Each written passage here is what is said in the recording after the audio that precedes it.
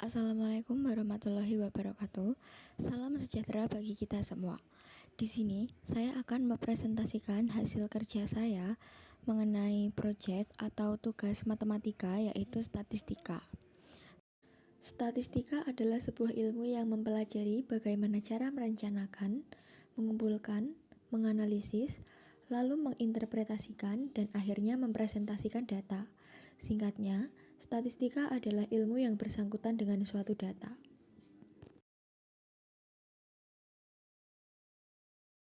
Sebelumnya, perkenalkan nama saya Felicia Candida, nomor absen 15 dari kelas 10-3 SMA Negeri 1 Wonogiri. Adapun tujuan dan sasaran dalam pembuatan proyek ini. Tujuannya, peserta didik dapat menyelesaikan masalah yang berkaitan dengan statistika. Kemudian, sasaran proyek ini yang pertama adalah tinggi badan, yang kedua berat badan, yang ketiga adalah nilai mata pelajaran.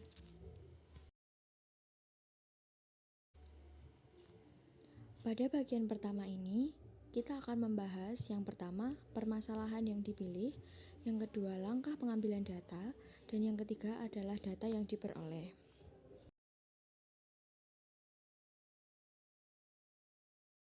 Pertama, permasalahan yang dipilih. Permasalahan yang saya pilih adalah menganalisis tinggi badan. Di sini, saya menganalisis tinggi badan siswa-siswi SMP atau sederajat. Dan sampel yang saya gunakan adalah siswa-siswi dari SMP Negeri 2 Wonogiri. Masuk dalam penjelasan permasalahan, tinggi badan umumnya tidak berubah dalam waktu singkat, melainkan proses pertumbuhan yang terjadi dalam jangka panjang dan tidak mengalami penyusutan pada usia muda. Faktor pertama dan terutama yang mempengaruhi tinggi badan seseorang adalah genetik yang didapatkan dari kedua orang tua. Apabila kedua orang tua kita memiliki tubuh yang tinggi, maka kemungkinan kita juga akan memiliki tubuh yang tinggi. Tidak hanya itu, ada banyak faktor lain yang menentukan tinggi badan seseorang, diantaranya adalah hormon pertumbuhan, efek olahraga, asupan nutrisi, dan masih banyak lagi. Alasan saya mengambil sampel dari remaja yang masih duduk di bangku sekolah menengah pertama atau SMP, yaitu karena akhir-akhir ini banyak kasus stunting yang menjadi sorotan publik dan salah satunya terkait tinggi badan.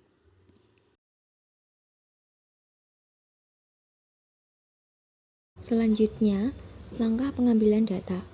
Langkah pengambilan data yang saya pilih adalah teknik kuesioner, namun melalui pesan di aplikasi WhatsApp. Saya memilih untuk menggunakan teknik ini karena menyesuaikan situasi dan kondisi yang saat ini dekat dengan Hari Raya Idul Fitri, sehingga tidak memungkinkan untuk melakukan pengambilan data secara tatap muka atau secara langsung. Dalam teknik ini, saya menanyakan beberapa pertanyaan spesifik yang memuat poin penting dari masalah yang akan saya analisis, yaitu tinggi badan, kemudian mengirimkannya kepada perwakilan sekolah. Dan sudah dijelaskan bahwa di sini data sampel yang saya gunakan adalah dari siswa-siswi SMP Negeri 2 Wonogiri.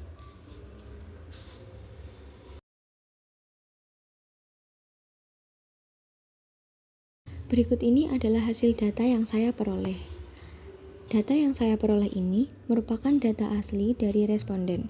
Tidak ada rekayasa atau data palsu yang dibuat, sehingga data ini dapat dipertanggungjawabkan sesuai dengan tujuan penggunaan.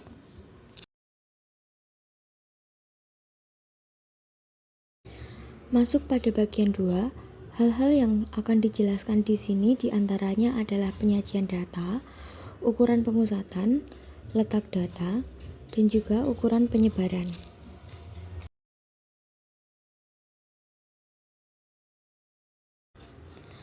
Yang pertama adalah penyajian data. Di sini saya mencantumkan tabel distribusi frekuensi kelompok dan dapat diketahui bahwa jumlah data ada 38. Selain itu, saya juga mencantumkan tabel frekuensi dan juga penyajian datanya. Tetapi sebelum membuat itu, saya menganalisis jangkauan data, interval kelas, dan juga panjang kelas. Jangkauan data adalah selisih nilai tertinggi dengan nilai terendah dari suatu data. jangkauan data dapat dirumuskan dengan X maksimal dikurangi X minimal. Dan dari data saya, jangkauan tersebut sama dengan 175 dikurangi 145 sama dengan 30. Jadi, jangkauan data saya adalah 30. Selanjutnya adalah interval kelas. Interval kelas adalah interval yang diberikan untuk menetapkan kelas-kelas dalam distribusi, di mana memuat banyaknya objek yang dikumpulkan dalam kelompok-kelompok dengan bentuk A sampai B. Interval kelas pada data saya adalah K sama dengan 1 ditambah 3,3 log N, di mana N adalah banyaknya data. Jadi, K sama dengan 1 ditambah 3,3 log 38 menjadi 1 ditambah 3,3 dikali 1,6. 1,6 ini merupakan hasil dari log 38. Setelah itu, K sama dengan 6,28 dan dibulatkan menjadi 6. Selanjutnya ada panjang kelas. Panjang kelas adalah selisih positif antara tiap dua ujung bawah kelas berurutan. Panjang kelas dapat dirumuskan dengan jangkauan dibagi banyak kelas. Jadi, dalam data saya, jangkauan ada 30 dan banyak kelasnya ada 6. 30 dibagi 6 sama dengan 5. Penyajian data berikutnya adalah histogram. Dalam bidang statistika, histogram sangat diperlukan dalam melaporkan data, khususnya bentuk tampilan grafis. Histogram mencirikan bentuk tampilan diagram tiap tampilan batang, menunjukkan proporsi frekuensi pada masing-masing deret kategori yang berdampingan dengan interval yang tidak tumpang tindih. Berikut adalah tabel yang digunakan untuk membuat histogram. Dalam tabel tersebut ada tinggi badan, kemudian tepi kelas, dan juga frekuensi. Dan histogram sudah saya cantumkan dalam PPT ini. Kemudian penyajian data selanjutnya adalah diagram lingkaran. Diagram lingkaran merupakan jenis diagram yang menampilkan statistika data dalam grafik melingkar menyerupai bentuk lingkaran. Di dalam diagram lingkaran, terdapat beberapa irisan berisi variabel numerik dan variabel kategori yang merepresentasikan suatu data tertentu.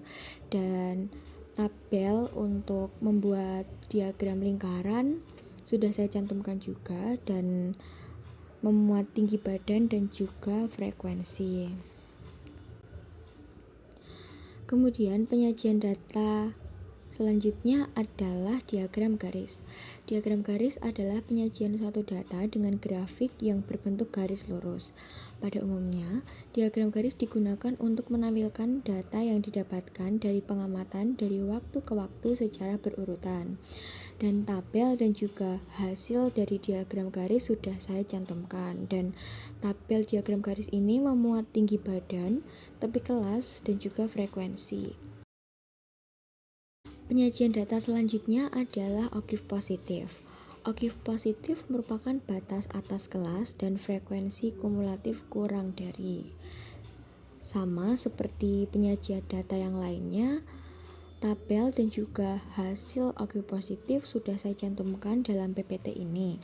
Dan pada tabel oktave positif ini memuat tinggi badan, tepi kelas, frekuensi kumulatif kurang dari, dan juga frekuensi.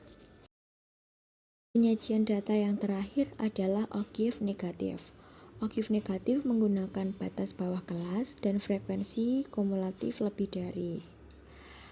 Tabel dan juga hasil dari oktave negatif sudah saya cantumkan, dan tabelnya memuat tinggi badan, tepi kelas, frekuensi kumulatif lebih dari, dan juga frekuensi. Selanjutnya adalah ukuran pemusatan data. Untuk mencari ukuran pemusatan data, kita memerlukan tabel yang memuat. Yang pertama adalah nilai, atau di sini yang saya gunakan adalah tinggi badan, kemudian frekuensi, kemudian ada XI atau nilai tengah, kemudian FIXI yang dapat dicari melalui frekuensi dikalikan dengan XI. Yang terakhir adalah frekuensi kumulatif. Frekuensi kumulatif ini didapatkan dari penjumlahan frekuensi secara berkala. Ukuran pemusatan yang pertama adalah mean. Mean adalah rata-rata suatu data. Berikut ini adalah rata-rata dari data yang saya peroleh. X bar sama dengan jumlah FIXI dibagi jumlah FI sama dengan 6005 dibagi 38 mendapatkan nilai 158. Ukuran pemusatan yang kedua adalah median. Median adalah nilai tengah suatu data setelah data diurutkan. Berikut ini adalah nilai tengah dari data yang saya peroleh. Me adalah median. Rumus dari median adalah N per 2 ditambah N per 2 tambah 1 per 2. N adalah jumlah data dan jumlah data saya ada 38, maka N sama dengan 38. Menjadi 38 per 2 ditambah 38 per 2 ditambah 1 dibagi 2 menghasilkan 19 ditambah 19 tambah 1 dibagi 2 sama dengan 19 tambah 20 dibagi 2 yaitu 39 dibagi 2 hasilnya 19,5.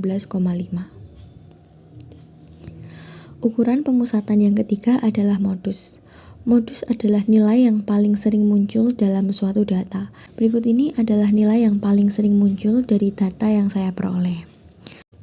Modus sama dengan tepi bawah ditambah D1 dibagi D2 ditambah D1 dikali C. Modus sama dengan 156,5 ditambah 1 per 1 tambah 8 dikali 6. Hasilkan 156,5 ditambah 1 per 9 dikali 6. 1 per 9 dibagi 6 dapat disederhanakan sehingga 156,5 ditambah 0,67 menghasilkan 157,17.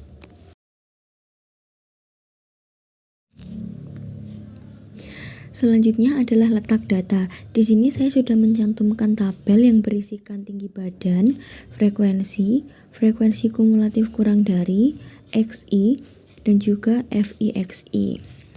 Pada dasarnya, kuartil, desil, persentil adalah rumus membagi data menjadi beberapa bagian dengan konsep yang sama. Berikut ini adalah penjelasan dari ketiganya. Kuartil adalah membagi data menjadi 4 bagian. Desil adalah membagi data menjadi 10 bagian. Dan persentil adalah membagi data menjadi 100 bagian. Letak data yang pertama dicari adalah kuartil ke-1. Kuartil dirumuskan dengan tepi bawah ditambah I per 4N dikurangi frekuensi kumulatif aksen dibagi F dikali C. Sebelum itu, kita perlu menentukan kelas yang dicari dari rumus I per 4N. Dengan I adalah letak data yang akan kita cari dan N adalah jumlah data yang kita peroleh. Dari data saya ini, I adalah 1 dan N adalah 38. Maka kelas adalah 1 per 4 dikali 38 sama dengan 9,5. Dan dari kelas ini, kita dapat menganalisis TP, FK aksen, F, dan juga C. TP yang diperoleh adalah 150,5. FK aksen yang diperoleh adalah 5. Kemudian F adalah 12 dan C adalah 6. Setelah itu kita masukkan angka-angka tersebut ke dalam rumus yang sudah dijelaskan di awal tadi dan kuartil ke-1 yang saya dapatkan adalah 152,75. Kemudian letak data yang dicari kedua adalah kuartil ketiga. Karena masih mencari kuartil, rumus dan juga cara sama dengan saat kita mencari kuartil ke-1. Kita mencari kelas, kemudian menganalisis TP, FK aksen, F, dan juga C. Setelah itu memasukkan data ke dalam rumus dan kuartil ketiga yang saya dapatkan adalah 161,78. Kemudian letak data yang ketiga adalah desil. Rumus desil adalah tepi bawah ditambah I per 10N dikurangi frekuensi kumulatif aksen dibagi F dikali C. Kelasnya di sini sedikit berbeda dengan kuartil karena desil itu membagi data menjadi 10 bagian, maka I per 10N. Maka untuk mencari kelasnya kita mengikuti rumus yaitu I per 10N dikurangi frekuensi kumulatif aksen, dan untuk menentukan caranya sebenarnya sama. Dan desil ke-8 yang saya dapatkan adalah 162,98. Letak data yang dicari terakhir adalah persentil ke-90. Persentil disimbolkan dengan P dan rumusnya adalah tepi bawah ditambah I per 100N dikurangi frekuensi kumulatif aksen dibagi F dikali C. Di sini juga berbeda karena untuk mencari kelasnya kita menggunakan I per 100N. Dan setelah itu kita dapat menganalisis tepi bawah, frekuensi kumulatif aksen, F dan juga C. Dan di sini hasil persentil ke-90 yang saya peroleh adalah 167,54.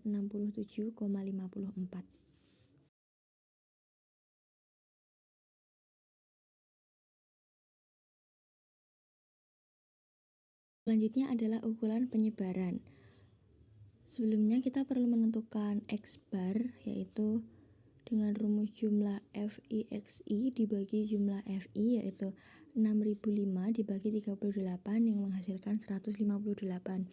Dan di sini kita perlu menggunakan tabel yang berisi tinggi badan, kemudian frekuensi, kemudian XI min X bar, kemudian FI, XI min X bar, juga ada XI min X bar kuadrat, dan juga FI, XI dikurangi X bar kuadrat.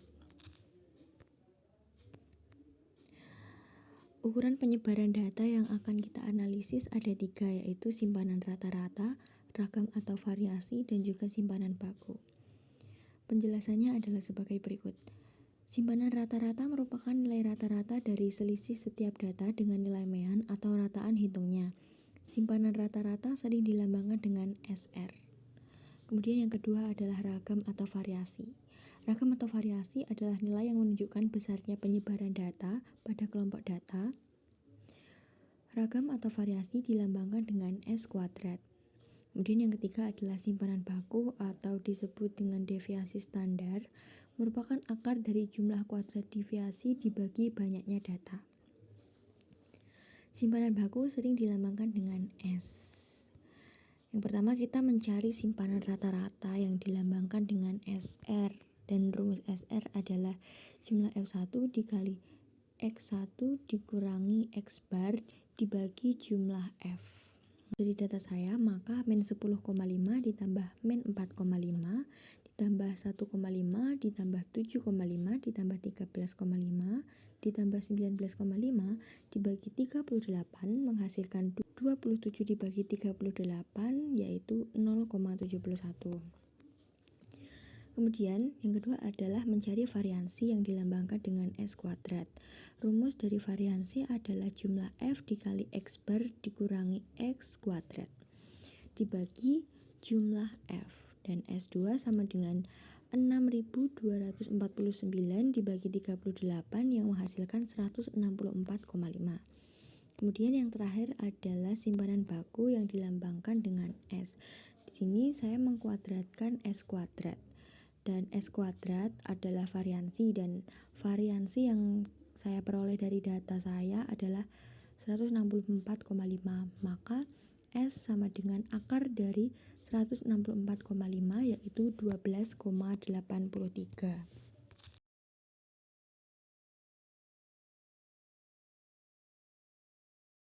Selanjutnya adalah bagian 3. Pada bagian ini, hal-hal yang dijelaskan adalah analisis data dan juga kesimpulan. Yang pertama adalah analisis data. Hasil analisis data saya yaitu tinggi badan siswa-siswi yang berada di atas nilai rata-rata masih banyak.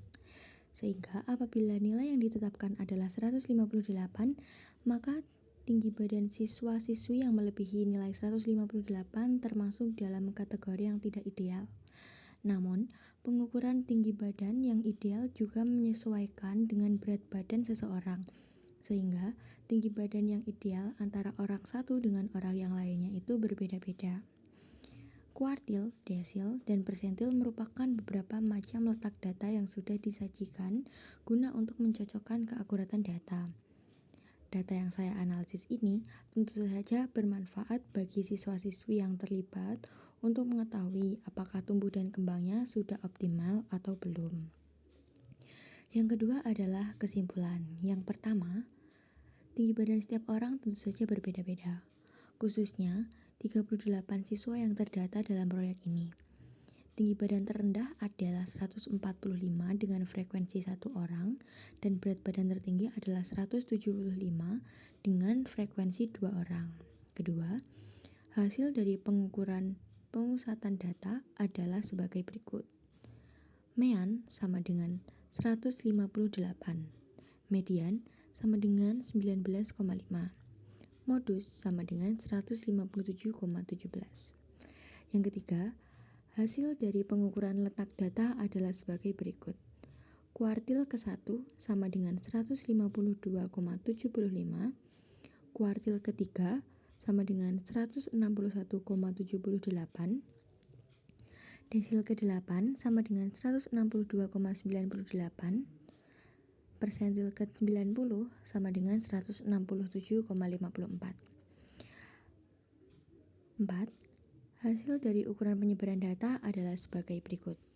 Simpanan rata-rata sama dengan 0,71, variansi sama dengan 164,5, dan simpanan baku sama dengan 12,83.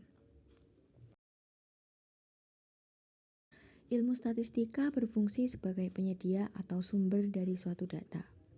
Dengan statistika, kita dapat mendeskripsikan atau menjelaskan data yang berkaitan dengan populasi tertentu, serta membantu proses analisis data untuk mengetahui nilai suatu barang. Data tersebut dapat dibaca, dianalisis, maupun diolah untuk menjelaskan suatu keadaan. Misalkan suatu penelitian ilmiah memerlukan data tersebut akan diambil secara statistika dengan cara sampling. Demikian presentasi yang dapat saya sampaikan. Kurang dan lebihnya saya memohon maaf yang sebesar-besarnya. Semoga apa yang sudah saya sampaikan ini dapat bermanfaat. Terima kasih. Wassalamualaikum warahmatullahi wabarakatuh.